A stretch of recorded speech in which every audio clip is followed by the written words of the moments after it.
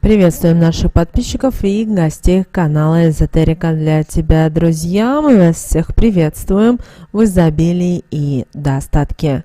Сегодня, друзья, мы в этом видео уделим внимание народным приметам на 22 ноября. В этом видео поговорим о том, что сегодня у нас за праздник по церковному календарю, какую икону Божьей Матери чествуют в этот день, а также поговорим о народном празднике и поговорим о том, что можно и чего категорически нельзя делать в этот день. Итак, девочки и мальчики, согласно церковному календарю, 22 ноября вспоминают преподобную Матрону Царьградскую, которая жила в V веке в Константинополе, решившая оставить мужа и дочь ради служения Господу Богу. И вы знаете, этот святой день связан с жизнью и с подвигами женщины, которая обрела высокое духовное совершенство и стала образцом преданности и самопожертвования. Родители Матроны настояли на ее замужестве в раннем возрасте, и, к сожалению, по тем временам она согласилась на волю родителей. Но, прожив в браке с богатым человеком несколько лет, родив за это время дочь, Матрона почувствовала, что ее призвание – это служить Богу. Посвятив себя молитве и общению с праведными людьми, она пришла к решению откинуть мирские удобства и смирить плоть постом и воздержанием. Ее духовное стремление было настолько велико и не совпадало с мнением мужа, что привело к разрыву их с супругом.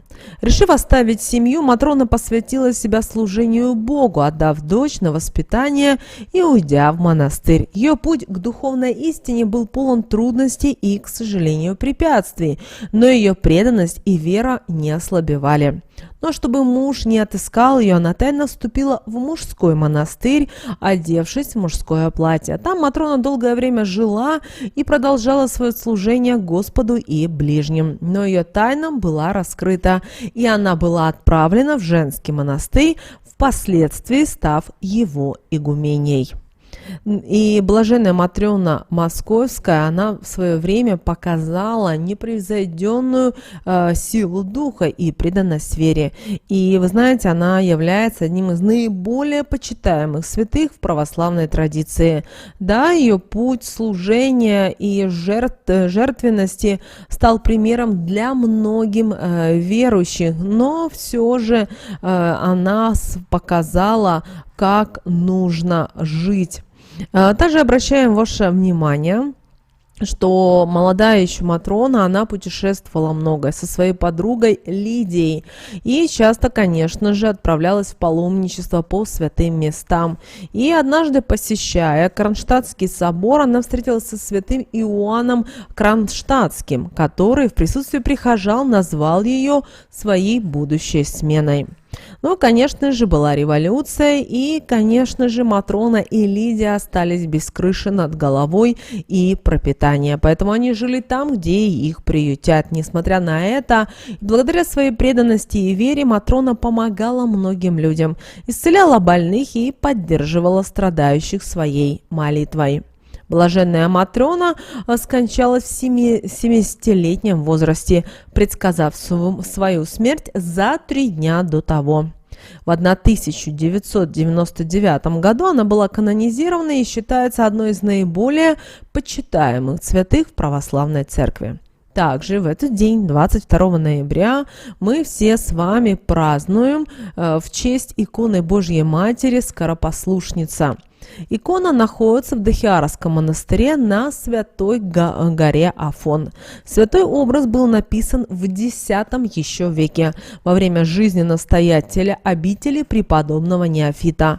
Много веков спустя, в 1664 году, трапезарь Нил, проходя в ночное время с зажженной лучиной в трапезную, услышал голос от образа Богородицы, висевшего над дверью, призывавший его впредь не ходить там с зажженной лучиной и не коптить образ.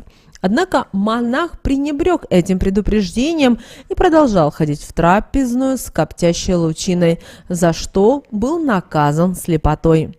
День и ночь молился он перед образом Божьей Матери в раскаянии и спрашивая себе прощения и исцеления.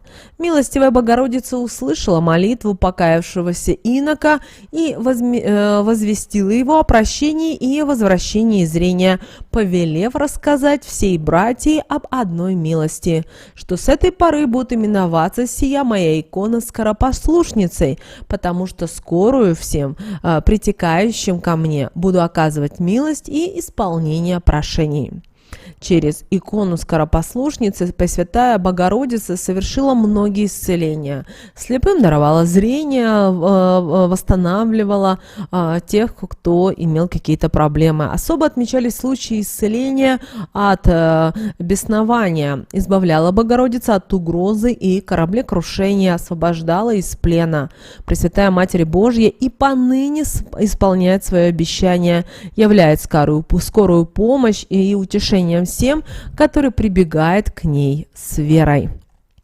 Ну а в народном календаре этот день прозвали как Матрона Зимняя, Матрена Наставница, Зимний день. Почему так? Дело в том, что обычно 22 ноября сильно дули студеные ветры и наступало достаточно резкое похолодание. На Матрону в народе было принято одаривать нищих предметами быта и одеждой, поэтому накануне хозяйки проводили ревизию в сундуках и в поисках лишних вещей. Также 22 ноября было принято примерять теплую одежду, которую нужно будет носить зимой. На зимних нарядах зашивали прорехи, растачивали или ушивали, если в этом была необходимость. Также выясняли, с какими вещами пришло время расстаться. Такими считали те, которые не надевались на протяжении 3 лет. Старики говорили, что с Матрёны зима на белом коне идет, так как именно с этого дня налетают морозы и начинается пора снегопадов. Когда же зимушка устает, то пересаживаются на пегую лошадку, наступает время оттепели и бурного снега с проталинами. Крестьяне ценили любую погоду, однако 22 ноября они восхваляли зимушку, которая скачет на белоснежном коне. Выходили из домов и обкидывали обязательно друг друга снежками. С Матрёны Зимней начинали лечение целебными растениями, которые были собраны еще летом. К этому времени они уже хорошо высушились на чердаках и на авинах. Из них заваривали чай для поддержания иммунитета и настои, а также отвары от разных болезней. Однако самой главной травой в этот день, 22 ноября, был Иван-чай. Считалось, что он обладает волшебной силой не только для лечения различных болезней, но и помогает в поисках кладов. Ну и, конечно же, 22 ноября, согласно народным приметам, зима вступала в свои полномочия. В этот день узнавали по погоде, какой же будет предстоящая зима и, конечно же, весна. Наблюдения говорили, что именно в этот день чаще всего царит холодная и ветреная погода, что подтверждает приход зимы. В народной культуре было распространено поверье о том, что Матрона в этот день ставит на ноги зимушку, ослабевшую от частых оттепелей. Считалось, что Матрона призывает на помощь северные ветра, тем самым укрепляя зиму на небесах. Эти представления имели влияние на приверженность людей традициям и обычаям этого дня. Традиционно в этот день люди делали подаяние нищим, одаривая их различными предметами обихода и одеждой. Хозяйки перебирали предварительно вещи, освобождая шифонеры от ненужных нарядов. Было рекомендовано отдавать предметы гардероба, которые не носились в течение 3 лет. Важно сказать, что одежду следовало отдавать только после стирки, поскольку по народным приметам передача непостиранных вещей могла лишить человека его счастья, которое с этой вещью передавалось другому. Также на Матрёну 22 ноября было принято обращаться к знахарям за помощью для того, чтобы присушить любимого, вернуть пропавшую скотину или же избавить от какой-то болячки. И знахари никому не отказывали. Некоторые обряды, магические слова мог провести и несведущий в знахарстве человек. А мы вам предлагаем в этот день, 22 ноября, провести обряд от злого взгляда.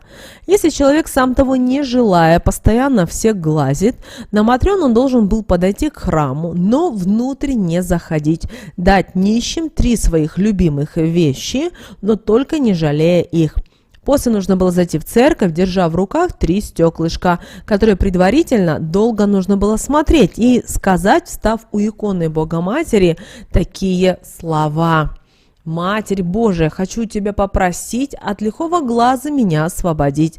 Матрёной заклинаю, чистого взгляда вопрошаю. Аминь, аминь, аминь».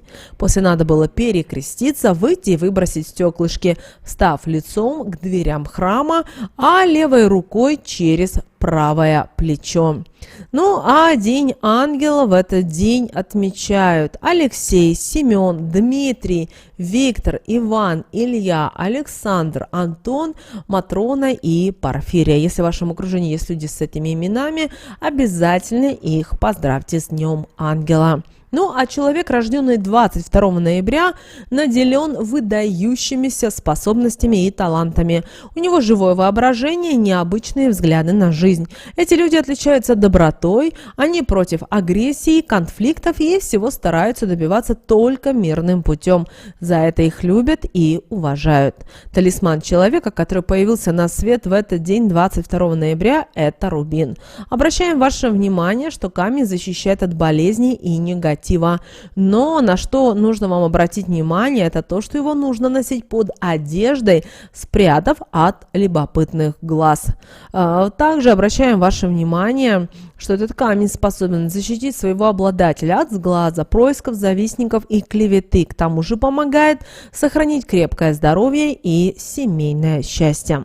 Что же касательно снов, то сны, приснившиеся в ночь с 21 на 22 ноября, помогают нам понять, насколько мы далеки от желаемого. После сна необходимо записать или зафиксировать в памяти увиденное и поразмышлять над этим в течение этого дня.